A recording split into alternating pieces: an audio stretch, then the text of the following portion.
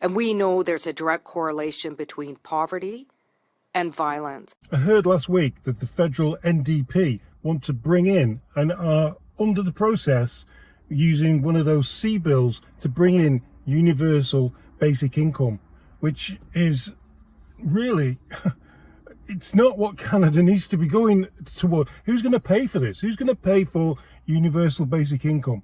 And do you know the reason why they think they should be bringing it in? Well, listen to what they're saying. If we want to eradicate poverty, and we know there's a direct correlation between poverty and violence. My bill, Bill C-223, and Senator Kim Pate's bill, Bill S-233, an act to put in place a framework for a guaranteed livable basic income. We know currently in the country, our social safety net is not looking after people.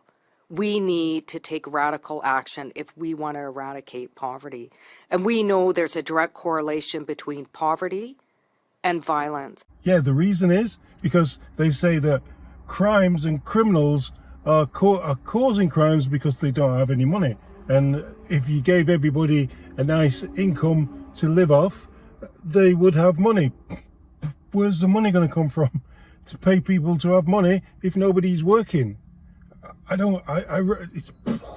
just blows the mind, this one. So, yeah.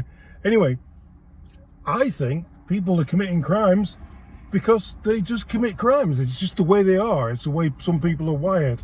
And people, when they commit crimes, they don't get punished for them crimes.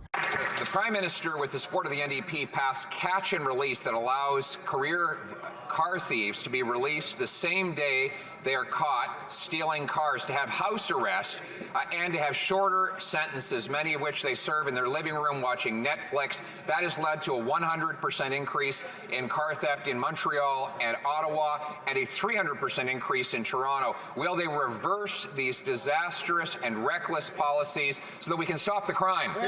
How many crimes have you seen, or people being arrested, or a guy driving down the wrong side of the 401 near where we live, killed a grandfather, a grandmother, and a grandson after robbing a liquor store? He was out on bail. He was out on bail. How many other ones are out on bail? Gun crime people out on bail. They're all out on bail. Almost everybody who's committed crime in Canada, they're out on bail. Like, catch and release. Stop catch and release. Do what? Let's get Poilievre into Parliament, into the PMC, and let's get him to use the notwithstanding clause. Let's get him to say, look, you commit the crime, do the time. All of my proposals are constitutional, and we will make them constitutional using whatever tools the Constitution allows me to use to make them constitutional. I think you know exactly what. That Justin Trudeau believes that it's all right for there to be concurrent sentences for a mass murderer who killed six innocent Muslims murdered, and he gets only 25 years. I think that's a disgrace. And when I'm Prime Minister, he will stay behind bars, and he will only come out in a box. It will be consecutive sentences, so it'll be 6 life sentences, and we're going to make sure that it is jail, not bail. It's going to be hard time for hard crime. It's the courts that decided that, sir. So what does that say about your view of the courts? It says that my view is that I will decide in my platform. Thank you. It would make a refreshing change if a politician actually did what he said he was going to do. And we're going to have to hold Poilievre to account here and just follow his progress when he becomes PM. Make sure he does what he's saying he's going to do. Like I said, I don't know where the money's going to come. If nobody's going to work, how much tax are we going to have to pay the working class? It used to be that if you worked hard, you would get rewarded and you would do really well. And if you didn't work at all, then, you know, that's up to you. There is a safety net for people who are disabled or can't work, and that catches people. But to just go around and give everybody the same wage, just say, there you go, you all have money. One, where are they going to get it from? I suppose there is a way they could get it. They could make all politicians live on universal basic income, and the money they would have paid them could pay for universal basic income. Maybe that is the way that it can be paid out. Otherwise, forget it.